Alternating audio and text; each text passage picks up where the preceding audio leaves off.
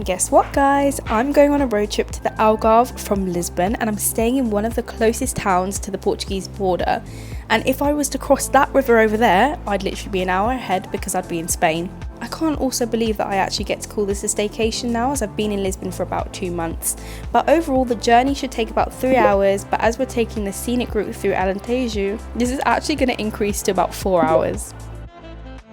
This is for a 3-day trip.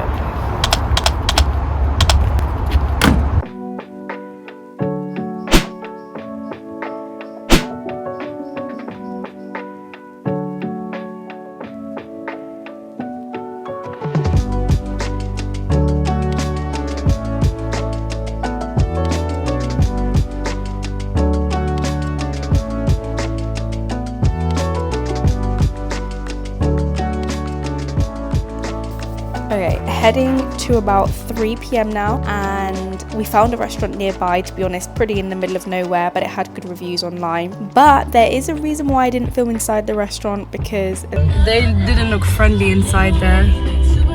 It just wasn't giving, and sometimes, you know, when you're in the middle of the nowhere, it's just best to fit in. At this point, it felt like we were driving for hours just to try to find another place to eat, and we were literally starving at this point. This is where we came across the village of Messejana in Beja, which this town literally saved our lives because we were just really starving at this point. So yeah, this is like a very typical Portuguese town. Village, sorry.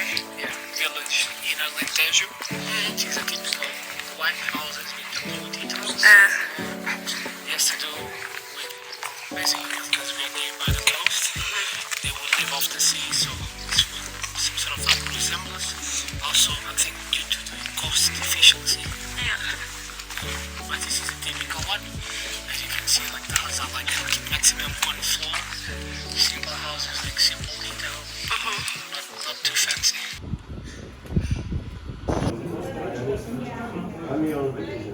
It's very common in traditional Portuguese restaurants to have a menu do dia, which is a menu of the day where you have a selection of mains to choose from. And the options that we had for today were a bean dish with bacalhau, which is cod, or frango assado, which is like a rotisserie chicken. And naturally enough, we had to choose the rotisserie chicken. Like I'm telling you guys, you cannot go wrong with this meal anywhere you go in Portugal. It always seems to be top notch.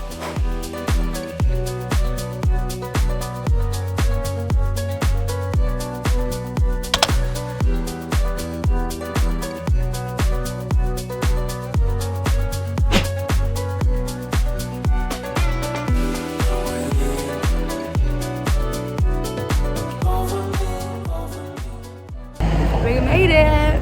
We're staying in the Algarve, and we're staying in one of the quietest towns in the Algarve called Vila de Santo Antonio. And this town was actually built in 1774 to actually resettle a lot of the fishermen across Portugal. And we're staying in the hotel called the Posada, which is a Pestana hotel, and that was also built around 1770 as well.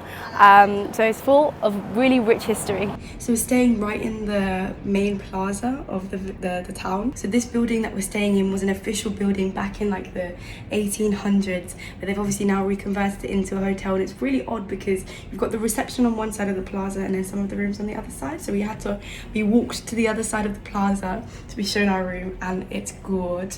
Like, it's really sweet. Let me show you. And they have it's a really small hotel. They have 3 pools. The first, we're gonna take a dip because it's in our side of the building downstairs, and it's like very quaint, very quiet, and I'm sweating, so I'm really excited to take a dip. But let me stop talking now and show you the room.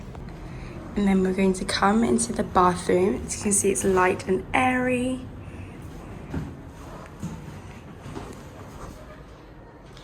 The shower is huge and very cute. Like, this is huge. You put your towel here. Love it. Then we continue now. There's a little step here, and this is the main part of the room.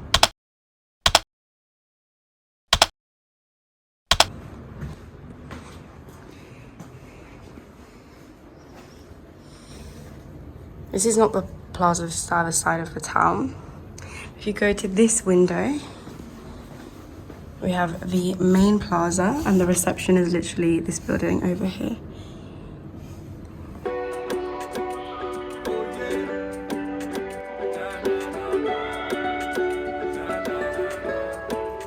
last time I say the sun won't shine till we meet again. Be waiting all these stormy night, oh yeah, stormy night, oh yeah. They found you on my way yet again. We must be meant for each other, girl. Oh, yeah. Baby, don't fight it. Hey, I was chilling with the bros who was up for a night out. Yeah, saw you in the cut with that wifey demeanor. Literally on the other side, that's literally just Spain. So crazy. Conversations became relation, no escaping, hard to stay. So looking at the menu, it actually looks like there's a lot of influence, at least in this restaurant, from Spanish cuisine, because they're selling paella, they have tinto de verano, which I'm assuming is like tinto de verano, which is kind of like, it's not exactly like red wine and lemonade, but it kind of tastes like that. But I think I'm going to get paella because I really fancy seafood, and I know I'm in Portugal, so I shouldn't really be getting a paella, but I think I kind of want one. We ordered camarão ao alho, which is prawns in garlic, and in all honesty they didn't quite bang like I thought they would.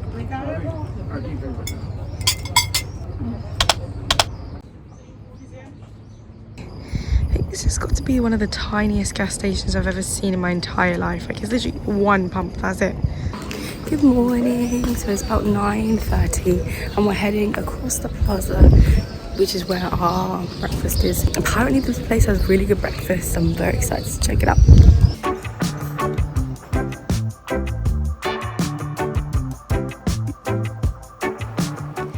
Today we are headed to Praia de Santo Antonio, which is the nearest beach to Santo Antonio, and we're packing the essential goods, including, guys, a drone which I've recently bought and I'm so excited to try it out.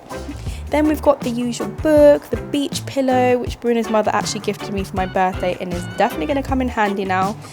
Not in England, that's for sure. And sun cream, of course, guys, you've got to protect yourself from the sun, and towels.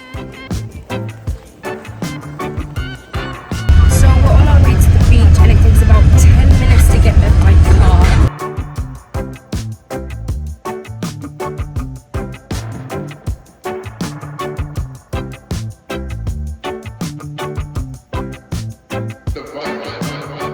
So in hot places, like, I mean, I've noticed this in Portugal a lot, is that obviously when it's like very hot when you're getting in the car, so it's very common for cars to have foil like that on the car, but we don't have that, so we've decided to try our best. And we've put a little towel. It's better than nothing, if you ask me.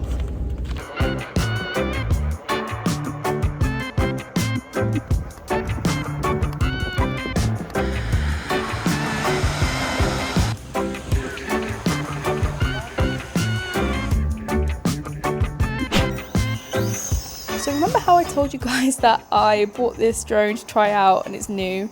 Definitely very much a beginner's drone, but I think you guys are about to see the worst drone flying ever. Like, prepare to get motion sickness. I'm so sorry. Maybe take some motion sickness pills if you need to. I'm so sorry. Like, I don't get it. It's so difficult to control with the wind, and I don't know if it's because it's a really cheap one, because it's like I bought it to fly and try it out as a beginner. The material is really thin. But if there are drone flyers out there, please share some tips, either as to how you control quite a thin drone and prepare against the wind, or do I just need to buy a bigger drone? I don't know. I saw the DJI drones and I'm really in love, but they're so expensive. Help a girl out here. Okay, this is the moment of truth where we see how much this tower has had an effect. Hopefully positive.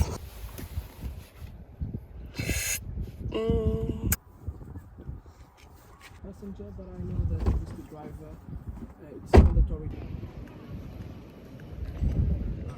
Plot twist: we are actually going to leave Portugal. As I like, you. Plot twist. Yeah, what is a plot? So when we were at the beach, we realized that we were missing like a couple of things, like a beach ball for some entertainment and like a parasol as well. So we googled where the nearest Decathlon was, because the shops here that they sell like the beachy stuff is quite expensive. The nearest Decathlon is actually in Spain, so we'll be making a trip across the little, I don't know if it's a river or harbour, to to Spain, but it's about a half-an-hour drive.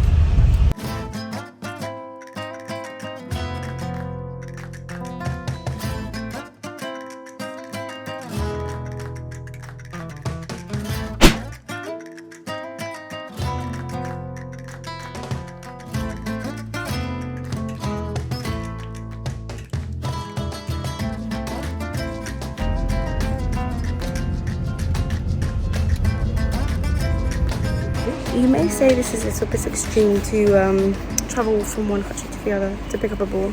However, it's all for the experience. Got to live a little bit. We have the ball. The ball is collected. Next, parasite. Success! This is really where I feel like in my zone because I can speak Spanish. So it was quite nice to watch Bruno struggle for once because I'm normally the one struggling with my Portuguese. Está ahí, enfrente. So also from Mercadona we got some cheeseburgers. We were feeling a little peckish and I've never had a burger from Mercadona. I guess it's like the equivalent of having a burger from Sainsbury's, but I hope better because they've gone to the effort of even wrapping it inside a little paper. Sainsbury's could never. They'd probably pick it up off the floor and eat it like that. Anyway, I wanted to show you because I'm fascinated to see what this looks like. Bruno said it's really good, so I have high hopes. Right, like I'm unwrapping a present. Okay, it's not the most aesthetically pretty. Actually, from this angle, it looks super kind of like Shake Shack. I don't know what English that was. And let's have our first bite.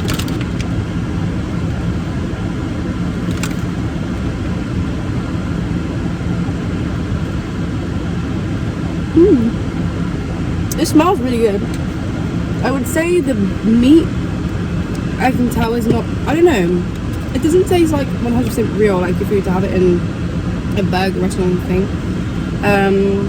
But it tastes good. I think the cheese, the melted cheese is really doing it for me, and it's got also, I think, ketchup inside as well.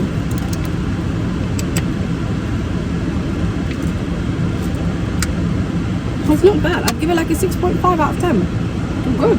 So on reflection, Bruno's just unwrapped his, and I don't think it's actually ketchup. I think it's more, I don't know, like a chutney or something. But I've also got this limonada light because I'm a sucker for fresh lemonade. So I also want to give this a try. Very fresh. I like this a lot. McDonald's in Portugal has a lemonade that's very similar to this. Very refreshing. I like it. I'd give it like an 8 out of 10.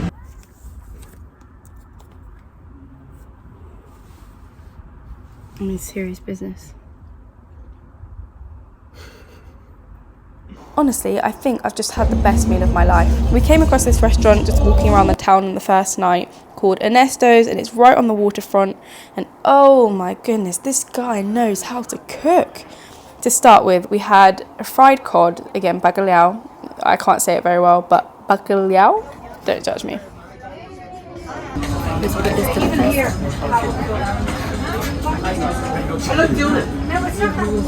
That's really good. It kind of tastes like fish fingers with more flavour and like real fish.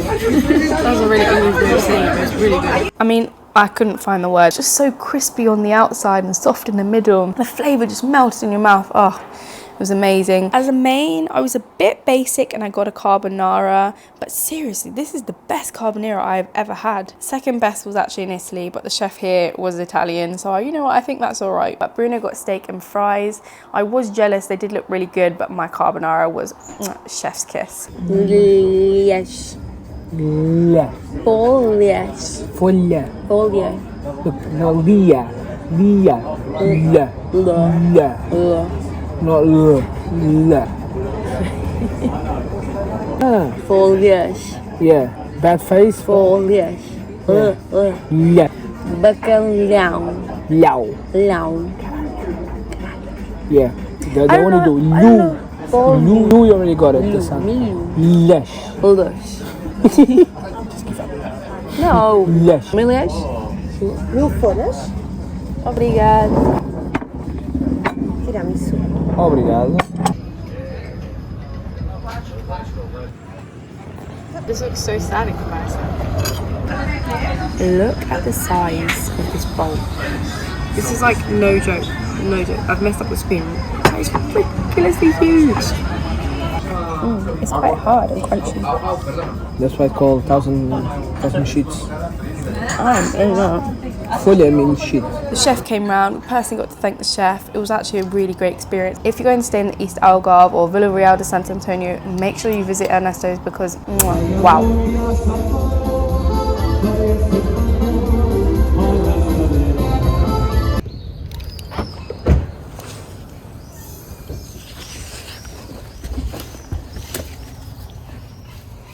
So it's our last full day of the trip and we're actually going to Spain again. We've been recommended a water park in Sevilla called Isla Magica, and it's like a water park but it's also a theme park as well. And because the place is quite small, we've just been to the beach, we think, I mean, like, why not? Like, water parks are great. And we're both children, like we're 25, 26, like physically, but mentally we're about 12. And so it's about 9:30 in the morning. The journey is about an hour and a half, so we should get there 12 o'clock Spain time, because it's so weird. Like even yesterday when we just went across like the water, it was already like an hour in front. It was really, really weird. We also just looked up the weather. It's about to be 38 degrees in Spain, in Sevilla particularly. And look at the weather right now that we're driving in. I know, but still.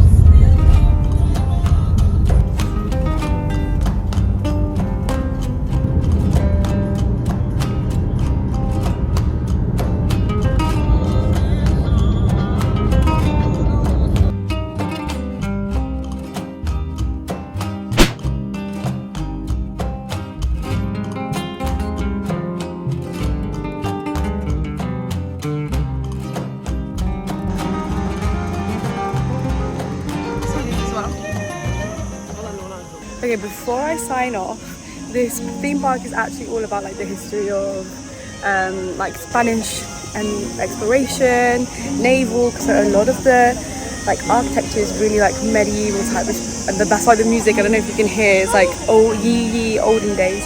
It's so cool. And look, see on this big balloon you've got like a map. I see, very funny.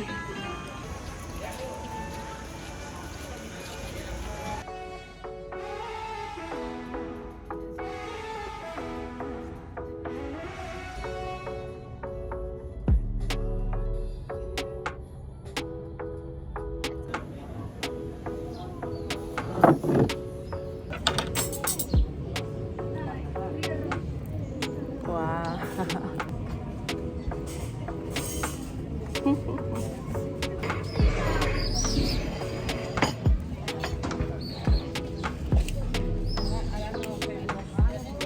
I think you can smell the sausage.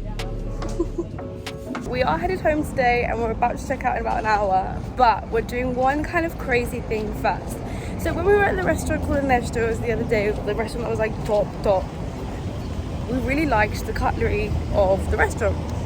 And we asked the chef, like, where's this from? Like, we really like these. He was like, meet me Friday in the morning and I'll take you to the shop. We thought it would be like a local shop, but we just went to meet him now and he was like, do you have a car? Get your car. So I don't know where we're going to get these knives and forks from, but I guess we'll find out. We've fully been taken to an industrial shop for kitchens and hotels, and I think this is great. Absolutely hilarious, but this is great. And now we've got like top-notch cutlery in our house.